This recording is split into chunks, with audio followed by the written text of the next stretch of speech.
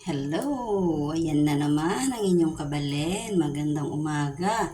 Tayo po ay magluluto ng ginataang langka. Ayan. Dahil may bunga na yung aking langka, ayan, medyo may konting damage. Sabi ko para hindi siya tuluyang masira, ito ay gagawin kong gulay. Kaya ngayon magluluto po tayo ng ginataang langka. Ayan po ang kanyang mga rekado. Nakaprepare na po dyan. Nandyan po ang gata. Andiyan po. Ito yung unang gata. Ito yung pangalawa. Ito po yung ating gulay. At ayan po ang kanyang rekado. So ilalagay muna natin tong karne. Kaya medyo matigas pa. Nakalimutan ko kung nakalimutan kong i-toast kanina. Kaya uunahin muna natin. At ilalagay natin itong pangalawang gata. Ang pinaka sabaw niya muna para palambutin natin yung gulay. Ayan. Tapos, pag nailagay po natin yung gata na yan, mamaya pag kumukulo na po siya, ilagay naman natin yung kanyang mga rekadong iba. Ayan po, yung kanyang gata. At nandyan na rin po yung giniling. Palalambutin ko muna po siya kasi medyo matigas pa. Ayan. At pag malambot na po yung karne na yan, ilalagay ko naman po yung mga pampalasa. Ganyan lamang po kasimple ang pagluluto ng ginataang langka. Ayan, mas malasa po talaga yan pag karne ang nilagay mong pampalasa. Ayan, dahil luto na at tuyo na yung pinakapangalawang gata, ngayon nilalagay na natin yung kakang gata sa ating langka. Ayan, para pag ito ay maluluto na siya, magkagata na yan. Mas masarap kasi pag may maraming gata. Ayan po ang ating langka. Ayan. Patutuyuin na lang po natin to. Tapos pwede na siya. Pwede nang i-serve with matching pritong isda.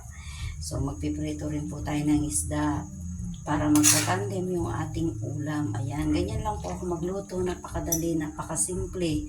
Ayan, kaya po mas gusto ko ang nagluluto kaysa sa maglinis or maglaba. Mas bet ko po ang pagluluto. Kaya yan po ang aking hilig, ang pagluluto ng mga makain. Basta may lulutuin, hindi po ako susuko sa pagluluto. Mas mahirap kasi yung mag-isip ng kung anong lulutuin, wala namang mailuto. Kaya yan, pag ako po ay sinisipag, talagang mayat maya luto ang aking ginagawa. So yan, patutuyuin muna natin siya. At mamaya pwede na po yan. Pwede na natin siyang kainin for lunch. So don't forget to subscribe my YouTube channel and my reels. Pakisupport naman po para sa ating kinabukasan. Ayan po, kukulo na siya. At patutuyuin na lang natin siya. Ayan. Ganyan po ang itsura ng aking ginataang langka. Ayan, patutuyuin ko lang po siya. So, thank you guys. Maraming salamat sa panunood ng aking pagluto ng ginataang langka. Please support my reels and my YouTube channel. Don't forget to like and share and comment na rin po. Maraming salamat. God bless everyone. Bye-bye. Thank you. Hello po sa lahat. Ayan, ang ating tanghalian for today. Nagatapo tayo ng langka. Ayan, napakarami. Para solve ang ating tanghalian, nilagyan po natin yan ng bawang, sibuyas at luya. At meron po siyang giniling na karne para pampalasa. Ayan po, syempre pag sinabing gata, hindi ginataang langka, hindi pwedeng mawala ang ginataang niyog.